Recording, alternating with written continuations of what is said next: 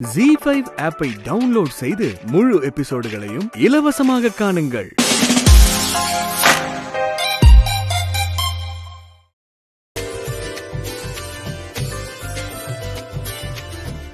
வாங்க வாங்க வாங்க மாப்ள.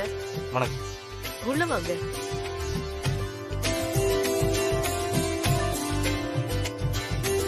வாங்க உட்காருங்க.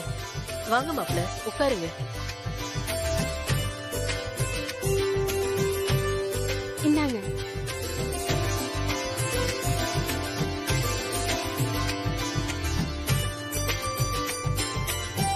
மாப்ள மேல போய் உட்காருங்க. வாங்க.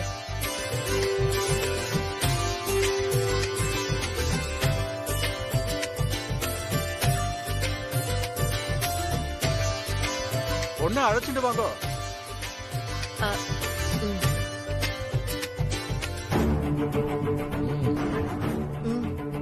ம். வாங்கயா.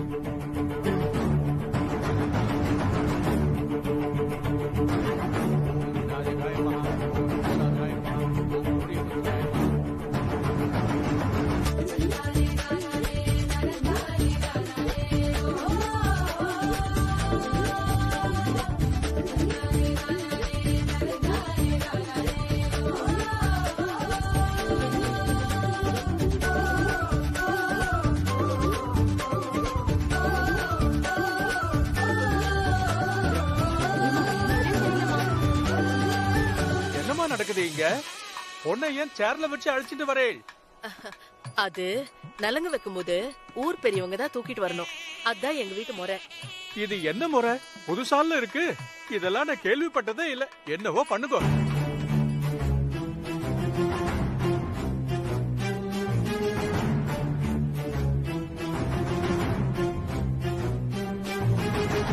சுந்தரம், தாய் மாமனா இருந்துகிட்டு இம்புட்டு லேட்டா வர?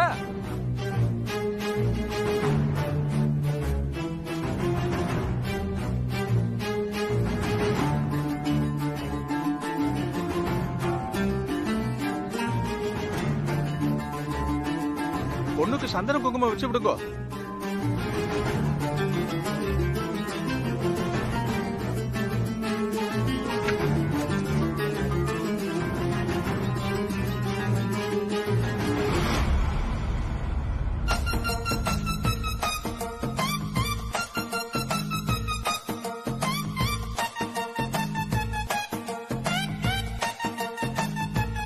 என்ன சம்பந்தி, ஏன் பொண்ணை இப்படி கட்டி வச்சிருக்கீங்க? நான் தான் உங்ககிட்ட முன்னாடியே சொன்னேன் இல்லைங்க.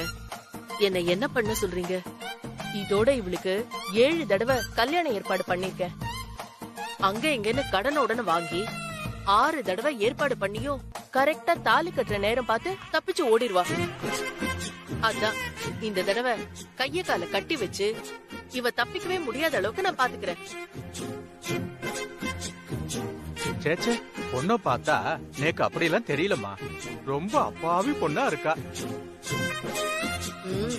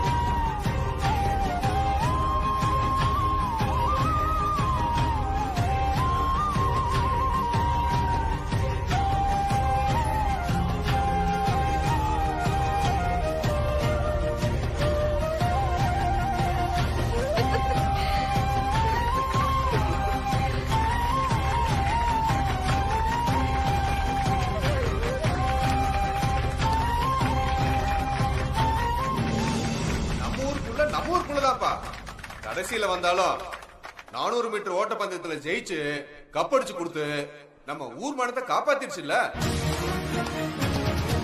இனிமே இனிமே நம்ம வயலூருக்கு பிடி உஷா நம்ம அன்பரசி தான்ப்பா.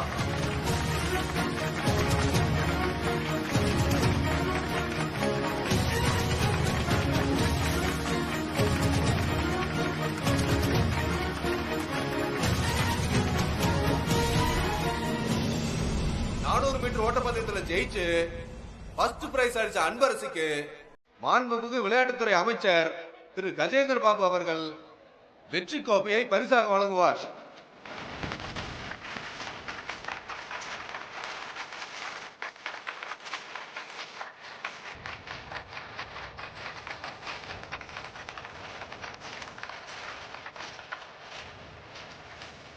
வணக்கங்கய்யா. வணக்கம்மா. பரவாயில்லம்மா, நல்லா ஓடி நம்ம தொகுதி பேரை காப்பாத்திட்டோம்மா. உனக்கு என்னோட வாழ்த்துக்கள்மா.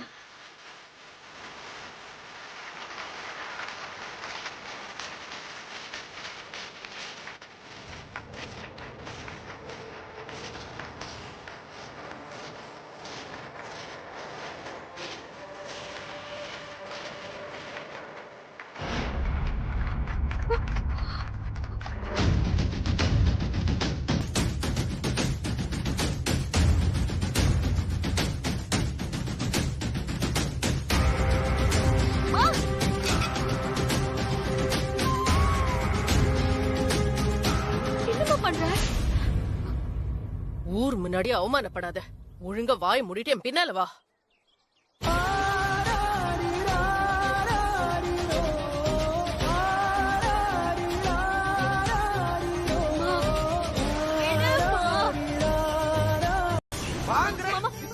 எதுவும் பேசக்கூடாது. என்ன நினைச்சுக்கிட்டு இருக்க? நான் கோவப்பட்டா என்ன ஆகும் தெரியுமா? இவனை வச்சுட்டு நான் என்ன பண்ண போறேனே தெரியல. ஐயோ ஐயோ, எப்ப பார்த்தாலும் இப்படித்தான் பண்ற. காலை ஒடிச்சு போடுவேன். இவ்வளவு பிள்ளைன்னு பார்த்தா என்ன சேட்டை பண்ற நீ? இப்படியா பண்ணுவ நீ? எப்ப பாரு கஸ்தூரியை கஷ்டப்படுத்திக்கிட்டே இருக்க. இன்னைக்கு பாரு உன்னை. ஐயோ மாமா, வாயை மூடு. தப்பே பண்ண மாட்டேன். வாயை மூடுங்கற. பேசக்கூடாது மாமா. அடிக்காதீங்க மாமா. சொல்றது எல்லாத்தையும் கேக்குற மாமா. ஐயோ மாமா, அடிக்காதீங்க மாமா. நான் அம்மா சொல்ற பேச்சு எல்லாத்தையும் கேக்குற மாமா. எங்க கேட்ட நீ? என் தங்கச்சி பேசுறதெல்லாம் நீ கேக்குறதே இல்ல. பிச்சு புடிய பிச்சு உன்னைய. ஒத்த புள்ளைய பெத்து வச்சிருக்கான்னு செல்லம் கொடுத்தா ஒரே அடியா நீ ஓடுறியாம்ல? இந்த பார், இதுதான் உனக்கு கடைசி. இனிமே அம்மா பேச்சு கேட்கல, காலை உடைச்சு புடிய உடைச்சு.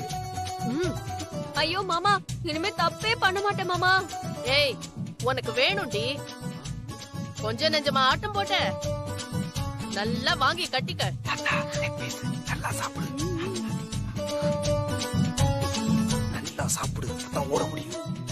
ஏய், என் அண்ணனை யாருன்னு நினைச்ச? ஜல்லிக்கட்டுல நின்னு விளையாடுற காளையோட திமில பிடிச்சு ஒத்த கையில அடக்குனவருடி அவரு. அப்ப இல்லாத பொண்ணை போட்டு இந்த அடி அடிக்கிறியே மாமா. ஐயோ அம்மா, யாராச்சும் வாங்கல, என்னைய காப்பாத்துங்க.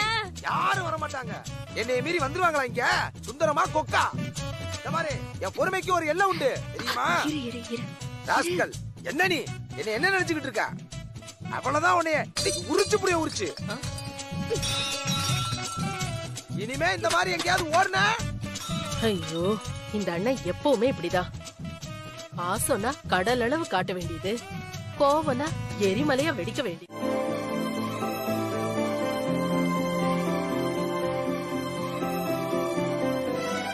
சுரி,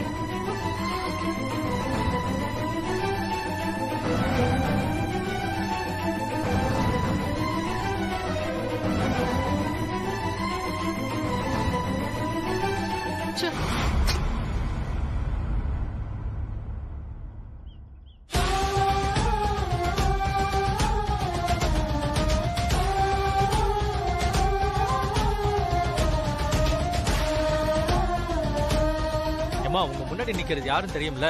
இந்த தொகுதிக்கு மினிஸ்டர்மா. என்னம்மா இப்படி பண்ணிட்ட நீ? நான் தானே அன்பரசிக்கு அம்மா. நான் தான் அவன் வாழ்க்கைக்கு முடிவெடுக்கணும்.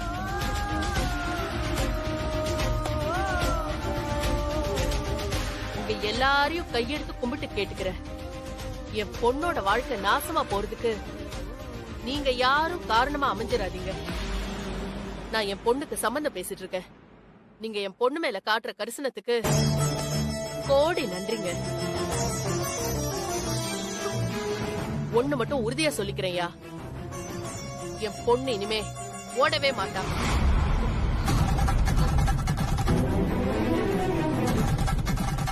நான் காட்டுற பையனுக்கு தான் கழுத்தை நீட்டுவா. ஏமா கஸ்தூரி, எடுத்து பேசிட்டு இருக்க, ஒரு மட்டும் மரியாதை வேணாமா?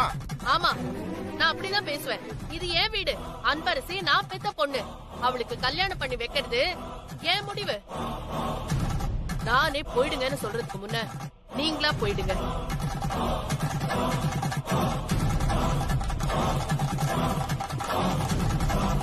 அம்மா, பேர் புகழ தேடி தர பொண்ணு இப்படி வீட்டுக்குள்ள வச்சு அடைக்காதீங்கம்மா. மனசுக்கு ரொம்ப வருத்தமா இருக்கு. இல்ல தம்பி, அது எனக்கு தெரியும். நீங்க கிளம்புங்க. சரி சரி, தங்கச்சி தான் சொல்லுது இல்ல, போங்க போங்கய்யா.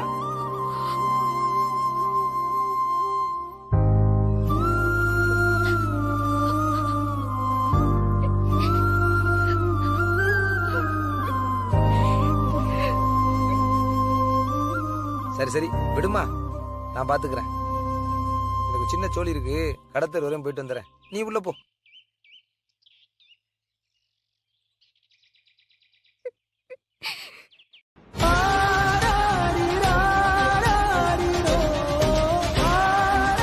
திரும்பி நில்லுமா.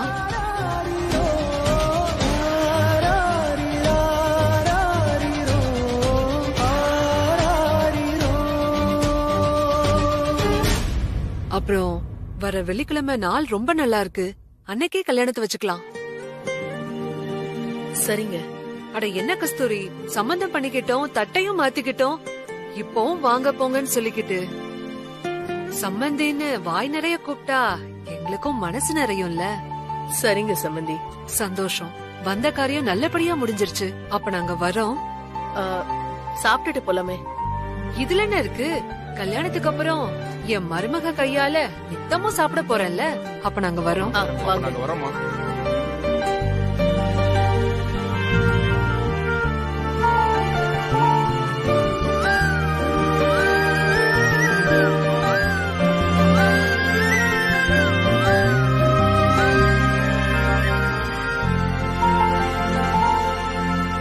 கஸ்தூரி, உன் மனசுல நீ என்ன நினைச்சுக்கிட்டு இருக்க? அன்பரசி மேல கொஞ்சம் கூட அக்கறை காட்ட மாட்டியா? ஊர்க்காரர்கள இருந்து மினிஸ்டர் வரைக்கும் என் புள்ளைய பாராட்டிட்டு போறாங்க. நீ என்னடானா எவனோ ஒருத்தருக்கு சம்பந்தம் பேசிட்டு தட்ட மாத்திட்டு நிக்கிற. இது என்ன தெரியுமா? சென்னையிலேயே பெரிய காலேஜ்ல அன்பரசி சேர்ந்து படிக்க மினிஸ்டர் கொடுத்த சிபாரிசு கடிதம். இது எப்படி கிடைச்சது தெரியுமா? உன் பொண்ணு ஓட்டத்தோட வேகம் அப்படி. அன்பு மட்டும் இதுல சேர்ந்துட்டானா ரொம்ப பெரிய ஆள் ஆயிடுவா. அவளுக்கு இருக்க திறமைக்கு எவ்வளவோ சாதனை செய்வா. அப்படியாப்பட்ட பிள்ளைக்கு அடுத்த வாரம் சிங்கப்பூர் போற எவனோ ஒருத்தனுக்கு கல்யாணம் பண்ணித்தார் என்று தட்ட மாத்திட்டு வந்து நிக்கிற. அவனுக்கு சோறாக்கி வடிச்சு கொட்டவா என் புள்ள காடுகரன்னு பார்க்காம ஓடி வந்துச்சு. உன்னை கேக்குறதுக்கு ஆள் இல்லைன்னு நினைச்சுக்கிட்டு இருக்கியா? இதுக்கு முன்னாடி 6-7 தடவை மாமனும் மருமகளும் சேர்ந்து திட்டம் போட்டு கல்யாணத்தை நிறுத்திட்டீங்க. என்னையும் ஊர்க்காரங்க முன்னாடி அசிங்கப்பட வச்சிட்டீங்க. நான் முடிவா இந்த கல்யாணத்தை நல்லபடியா நடத்தணும்னு இருக்கேன். இந்த தடவையும் ஏதாவது பண்ணணும்னு நினைச்சீங்கன்னா பண்ணிக்கோங்க. ஆனா ஒண்ணு, என் பொணத்துக்கு போடுற பிறந்த வீட்டு கோடி துணியை வாங்கிட்டு வந்துட்டு கஸ்தூரி, அதுக்கப்புறம் நீ தாராளமா பண்ணு.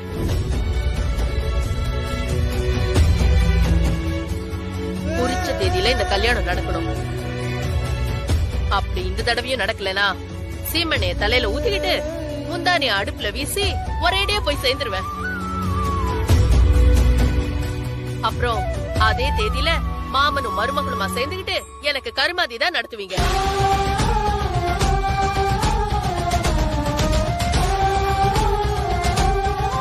இந்த வாட்டியும் இந்த கல்யாணம் நடக்கல, நான் சொன்னதை உறுதியா செஞ்சிருவேன்.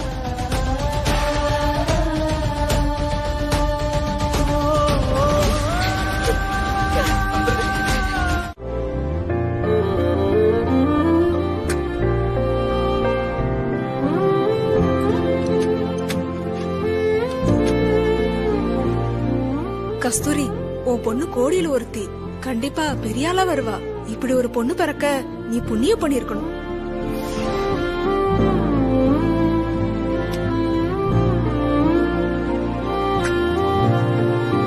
அன்பரசி இந்த நாட்டுக்கே பெருமை சேர்த்து தர போறாமா.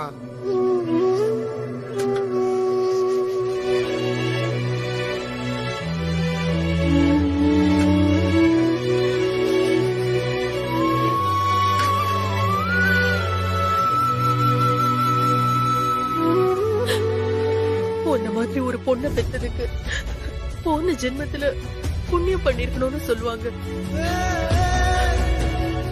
அது நிஜம் தாண்டா. இப்படி ஒரு திறமையான பொண்ணு எத்தனை பேருக்கு கிடைக்கும்? ஆனா என் தலைவிதி. நீ வாங்கின கப்பு மெடல் எல்லாம் எப்படி மறைச்சு வச்சிருக்கனோ அதே மாதிரி உன்னையும் மறைச்சு வைக்க வேண்டிய நிலைமை ஆண்டவன் அப்படி எனக்கு கொடுத்துட்டான். இப்படி ஒரு பொக்கிஷத்தை இந்த பாவி வயித்துல பொறக்க வச்சுட்டான். என் பொண்ணு இந்த ஊரே மெச்சற பெரிய ஆளா வரத விட அவன் எனக்கு உயிரோட இருந்தாலே போதும். என் பொண்ணு நல்லா இருக்கிறத பார்த்துட்டு நான் போய் சேர்ந்துருவேன். என்னப்பா உள்ள வராம இங்கேயே நிக்கிறீங்க? ஏன் உனக்கு ஒவ்வொரு தடவையும் ஞாபகப்படுத்தணுமா?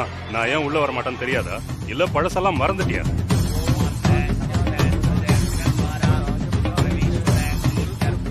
அது இருக்கட்டும், உள்ள என்னமோ சத்தமா இருக்கு. ஏதாவது விசேஷமா? நீங்க யாருக்காக இத்தனை வருஷமா இந்த வீட்டுக்குள்ள வரமாட்டேன்னு சொல்றீங்களோ அந்த கஸ்தூரி அவ பொண்ணும் சீக்கிரமே இந்த வீட்டுக்கு வரணும்னு வேண்டிக்கிட்டு நவகிரக பூஜை நடந்துட்டு இருக்கு. ஆமாப்பா, அந்த கிழவியும் என் புருஷனும் சேர்ந்துகிட்டு கஸ்தூரியும் அவ பொண்ணும் கிடைக்கணும்னு ரொம்ப பெருசா நவகிரக பூஜை பண்ணிட்டு இருக்காங்க. இவங்க போற ஸ்பீடுக்கு சீக்கிரமே அவங்க 2 பேரும் வந்து சேர்ந்தாலும் சேர்ந்துருவாங்க போல. அதுவும் நல்லதுதான். 20 வருஷமா அந்த கஸ்தூரியும் அவ பொண்ணையும் கண்டுபிடிச்சு கொல்லணும்னு எங்கெங்கயோ தேடி அலைஞ்சுகிட்டு இருக்கேன். ஒருவேளை இவங்க பண்ற இந்த பூஜையால அது ரொம்ப சீக்கிரமே நடந்துட்டா நானும் என் பகையை தீர்த்துட்டு நிம்மதியா அந்த வீட்டுக்குள்ள காலடி எடுத்து வச்சிருவேன்.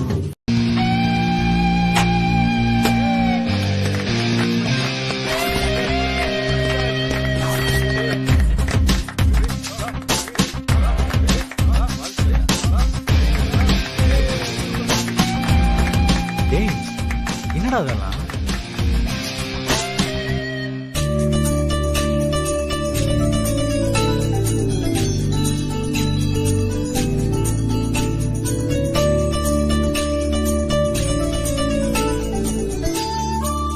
நல்லா இருக்கியா விஸ்வா? நல்லா இருக்கா நீ? என்ன ஆசீர்வாதம் பண்ணுங்க. ஐயோ அதெல்லாம் வேண்டாம்.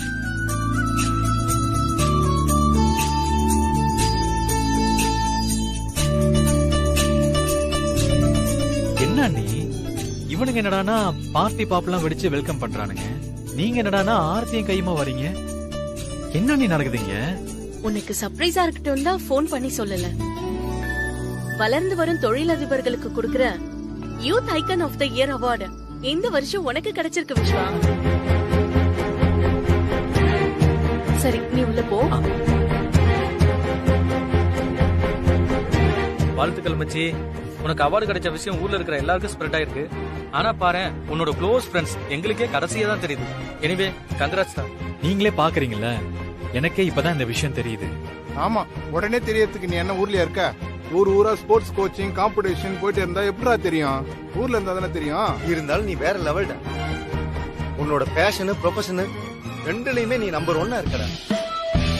நம்ம கேங்ல இப்படி ஒரு ஆள் இருக்கிறது எங்களுக்கே சந்தோஷம் தான். தேங்க்ஸ் மச்சி. சார் நான் ரொம்ப டயர்டா இருக்கேன். நான் போய் ஃப்ரெஷ் அப் ஆயிட்டு வந்துறேன். ஓகே மச்சி. ஓகே சரியா? ஹாய் சார், உங்களுக்காக தான் சார் வெயிட் பண்றோம். First of all congrats sir. Thank you. Sir ஒரு சின்ன இன்டர்வியூ ஏற்பாடு பண்ணிருக்கோம் சார். லாங் டிராவல் பண்ணிட்டு வந்திருக்கேன். கொஞ்சம் ஃப்ரெஷ் அப் ஆயிட்டு வந்துறேன். 10 minutes. Okay? Okay sir. Okay, I'm ready. Bro, நீங்க ரெடியா? 1 second. Ready take. Youth business icon of the year award வாங்கிருக்கீங்க. பொதுவா எல்லாரும் கேட்க போற கேள்வியை தான் நானும் கேட்க போறேன். உங்களோட சீக்ரெட் ஆஃப் சக்சஸ் என்ன சார்? நீங்க கேக்குற கேள்வி வேணா யூஷுவலா இருக்கலாம், ஆனா என்னோட ஆன்சர் அப்படி இருக்காது. நான் இதுக்கு பதில் சொல்றதை விட என்னோட வெற்றிக்கு காரணமா இருக்கிறவங்க சொன்னா சரியா இருக்கும்னு நினைக்கிறேன். சீக்ரெட் ஆஃப் சக்சஸ்னு கேட்டீங்கல்ல, இருங்க ஒவ்வொரு சீக்ரெட்டா நான் உங்களுக்கு இன்ட்ரோடியூஸ் பண்றேன். ஓ ஷூர் சார், ப்ளீஸ்.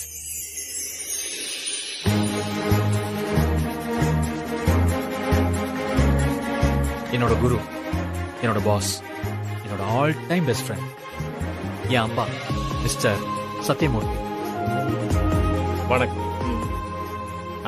இன்னைக்கு ஊரே விஸ்வா பத்தி தான் பேசுது. நானும் என் பங்குக்கு ஆஹா ஓஹோன்னு புகழ்றத விட இந்த விஸ்வாசா இருக்காரு, அவரு என் பையன் தான் சொல்றதே போதும்னு நினைக்கிறேன். அந்த அளவுக்கு இவனோட வளர்ச்சி இருக்கு. சோ அடுத்தது என்னோட அண்ணன் வசந்த், அண்ணி கௌசல்யா. வணக்கம். நான் வயசுல தான் விஸ்வாக்கு அண்ணன், ஆனா ஹார்ட் ஒர்க்லயும் டெடிகேஷன்லயும் அவன் தான் எனக்கு அண்ணன் மாதிரி. பொதுவா அண்ணங்கெல்லாம் தம்பி கிட்ட தோத்துறவே கூடாதுன்னு நினைப்பாங்க, ஆனா இந்த மாதிரி ஒரு தம்பி கிட்ட தோத்தா கூட அது பெருமைதான். எங்க விஸ்வா எல்லா விஷயத்திலயும் கெட்டிக்காரன் தான், ஆனா இது எல்லாத்துக்கும் முக்கியமான காரணம் என் அத்தை தான். அத்தையோட வளர்ப்பு தான்.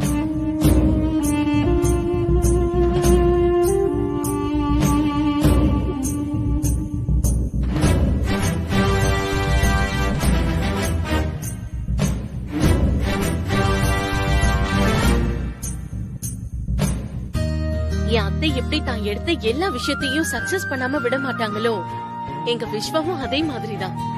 அப்படியே என் அத்தையோட ஜெராக்ஸ். நம்பர் 1 பொசிஷன்ங்கிறது அவனுடைய ரத்தத்திலே கலந்த விஷயம். பத்மாவதி குரூப் ஆஃப் கம்பெனியோட வாரிசு எங்க விஸ்வாதான். யாருக்கு யார் வாரிசு?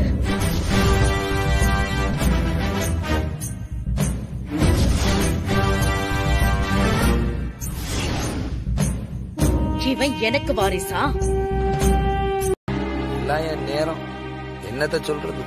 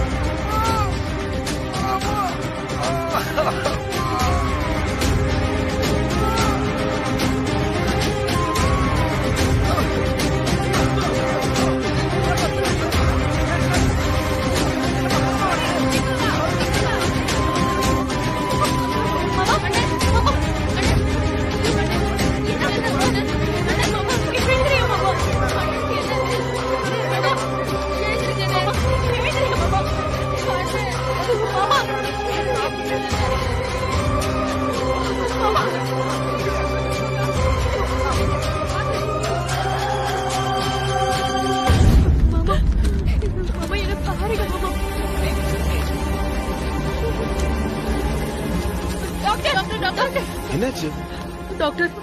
இவர் என் அண்ணன் டாக்டர். திடீர்னு மயங்க விழுந்துட்டாரு. பேச்சு மூச்சே இல்ல டாக்டர். வாயில இருந்து ரத்தம் வேற வருது. ஒரு நோய் நொடியும் இல்லாத மனுஷன் டாக்டர் இவரு. காலையில கூட நல்லதா இருந்தாரு. கொஞ்சம் என்னன்னு பாருங்க டாக்டர். வாங்க, இவர் ஐசியூக்கு உடனே கூட்டிட்டு போங்க. வென்டிலேட்டரும் ஃபிக்ஸ் பண்ணுங்க. Okay doctor. போங்க மேடம், நீங்க இங்கே வெயிட் பண்ணுங்க. சரி டாக்டர். ஓகே, சீக்கிரம் போங்க.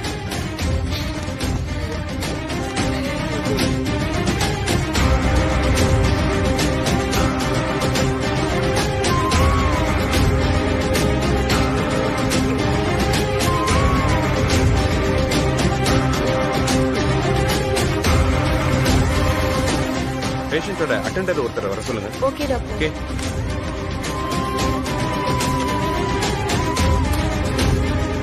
மா, 2 பேர்ல யாராவது ஒருத்தர் உள்ள வாங்க. வாங்கம்மா. டாக்டர், என் மாமாக்கு என்னாச்சு டாக்டர்? முதல்ல இவருக்கு என்னாச்சு? டாக்டர், டாக்டர் என்ன மன்னிச்சிருங்க. டாக்டர் என்ன மன்னிச்சிருங்க. என்ன மன்னிச்சிருங்க. என்ன பண்றீங்க நீங்க? முதல்ல எந்திரிங்க. என்ன மன்னிச்சிருங்க டாக்டர். அவன் என் தங்கச்சி பொண்ணு. பெரிய ரன்னிங் பிளேயர். படிப்பை நிறுத்தி 2 வருஷம் ஆச்சு. இது வரைக்கும் எந்த காலேஜுக்கும் போகல.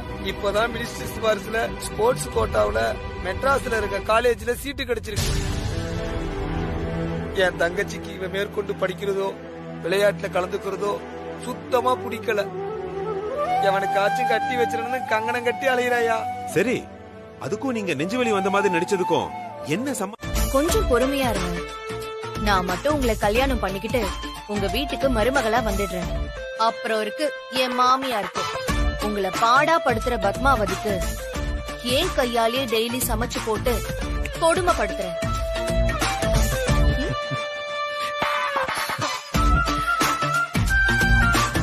அப்பாடா, உங்களை சிரிக்க வைக்கிறதுக்குள்ள நான் படுற பாடு இருக்கே.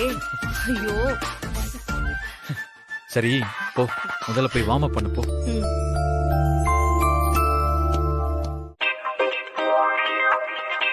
ஏய், அங்க பாருடி. என்னடி தேனி போயிட்டு வந்ததுல இருந்து அடிக்கடி தனியா பேசிக்கிறீங்க? ஒரே கிரீன் சிக்னலா விழுதே. இருக்காத பின்ன. தேனில இருந்து 2 பேரும் பைக்ல ஒன்னா வந்திருப்பாங்க. பைக்ல வரும்போது 2 பேரும் நிறைய விஷயங்களை பத்தி ஷேர் பண்ணிருப்பாங்க. பின்ன கிரீன் சிக்னல் விழத்தான் செய்யும். ஏய், சும்மா இருங்கடி. இதே வேலையா போச்சு. சரி சரி, என்ன சொன்னாரு? லவ் பண்றேன்னு சொன்னாரா? அடுத்து என்ன, கல்யாணமா இல்ல ஸ்ட்ரெயிட்டா ஹனிமூன் தானா? ஏய், அவர் சொன்னாதான் லவ்வா? உங்களுக்கே தெரியும்ல எங்களுக்குள்ள என்ன போயிட்டு இருக்குன்னு. அப்படியே லவ் சொன்னாலும் என்கிட்ட சொல்லாம வேற யார்கிட்ட சொல்ல போறாரு? வரே வா. அப்போ அனன்யா விஸ்வா ட்ராக்ல யாரும் வர போறது இல்ல. ரூட் பக்கா கிளியர்.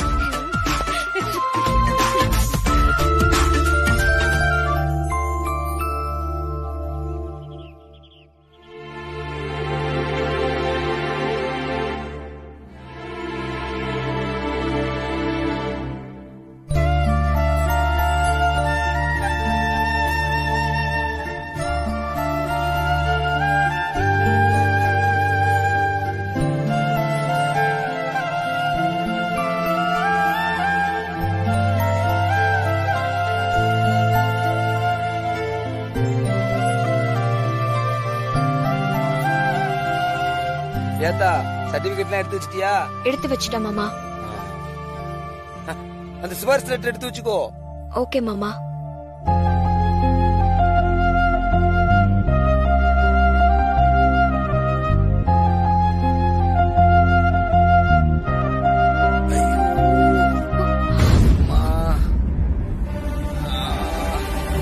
அம்புட்டு லேசுப்பட்ட காரியம் இல்ல. ஊருக்காரங்க உறவுக்காரங்க எல்லாருக்கும் சொல்லி நேரம் காலம் பார்த்து அக்னியை சாட்சியா வச்சு இன்னாருக்கு இன்னாருன்னு சபையில முடிவாகிற விஷயம்டி. இந்த வீட்டுக்கு நீ ஒருத்தி பத்தாதா? என் பேத்தி ஒண்ணு மாதிரி நேரம் காலம் பார்க்காம கல்யாணம் பண்ணிக்கிட்டு கட்டினவங்க கூட வாழ முடியாம வாழ வெட்டியா வாழணும்னு நினைக்கிறியா? இந்த பையன் கல்யாணம் முடிச்ச கையோட அசலூர் போகணுங்கிறான். அவனுக்கு ஒண்ணு கிடக்க ஒண்ணு ஆச்சுனா யாரடி பொறுப்பேத்துக்கிறது? இப்ப என்ன, சுந்தரம் ஆஸ்பத்திரிக்கு போறான். போயிட்டு தான் வரட்டுமே. அந்த பரப்பாடு பாத்துக்கலாம். ஆமாமா, பெரியாத்தா சொல்றதும் நியாயமா தான் படுது. நம்ம 2 பேரும் கல்யாணம் உடனே நடக்கணும்னு ஆசைப்பட்டோம். ஆனா அவங்க சொல்ற மாதிரியே நேரம் காலம் பார்த்து பண்ணலான்னு தான் எனக்கு தோணுது. மாமா மெட்ராஸ் போயிட்டு குணமாயிட்டு வரட்டும். அவரே வந்து கல்யாண வேலையெல்லாம் எடுத்து பாக்குற அளவுக்கு குணமாகட்டும். அதுக்கப்புறம் கல்யாணத்தெல்லாம் வச்சுக்கலாம். சரி சம்பந்தி, நாங்க போயிட்டு வரோம்.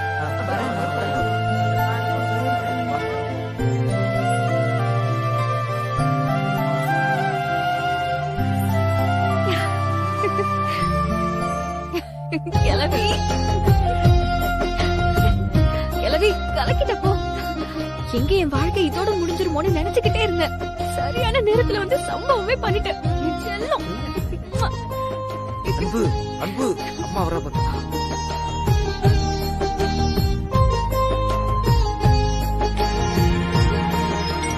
இந்த குடியத அன்பரசி, பார்த்து சூதானமா மாமா கூட போயிட்டு வாத்தா. ஆஸ்பத்திரியில என்ன சொல்றாங்கன்னு கேட்டுட்டு எனக்கு சொல்லு. ஆத்தா, நான் இவங்கள வழி அனுப்பிட்டு வரேன். இந்த வச்சுக்கோ. அப்ப வரேன் ஆத்தா. போயிட்டு வாப்பா. வரேன் பாட்டி. போயிட்டு வாமா.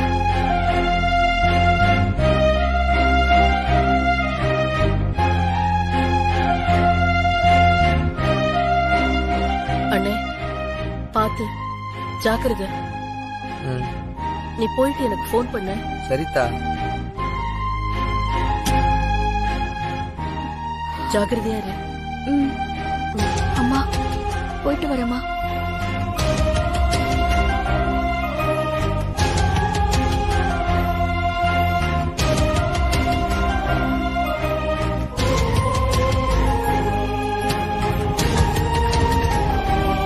போயிட்டு வரேன் கஸ்தூரி.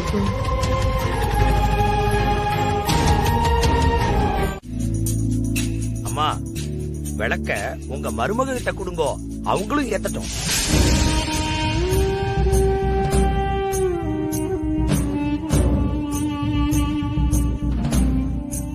பத்மாமா, வீட்டுக்கு வந்த மகாலட்சுமி உங்க மருமக தான், அவங்களையும் ஏத்த விடுறதா முறை.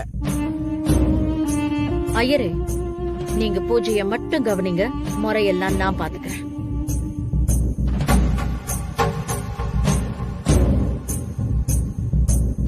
அதுக்கு இல்லம்மா, இந்த பூஜையில முக்கியமா உங்க மருமக தான் விளக்கேத்தணும்.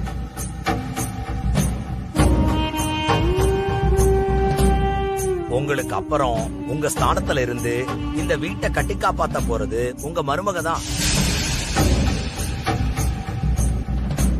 என் பையன் வசந்த் தாலி கட்டினதுனால இவ என் மருமகள் ஆயிடுவாளா?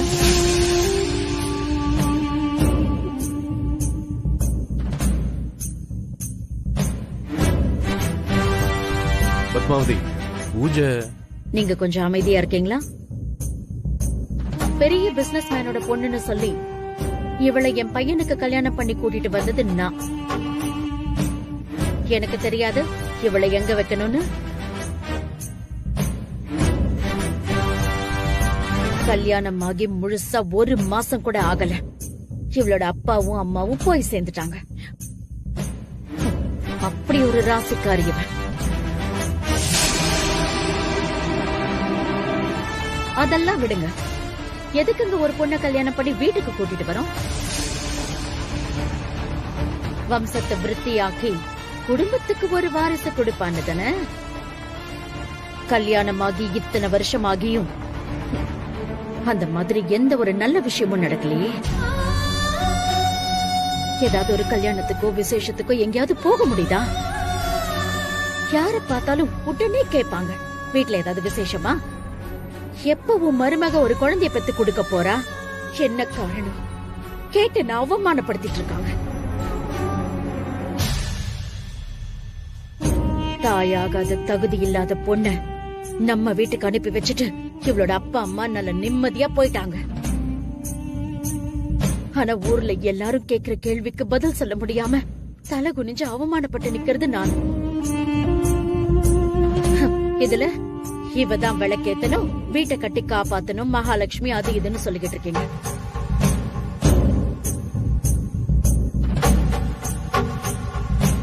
பத்மாவதி மாதிரி இருக்கணும், பத்மாவதி இடத்தை அடையணும்னு யார் வேணும்னாலும் ஆசைப்படலாம். ஆனா அதுக்கான தகுதி கொஞ்சமாவது இருக்கணும்.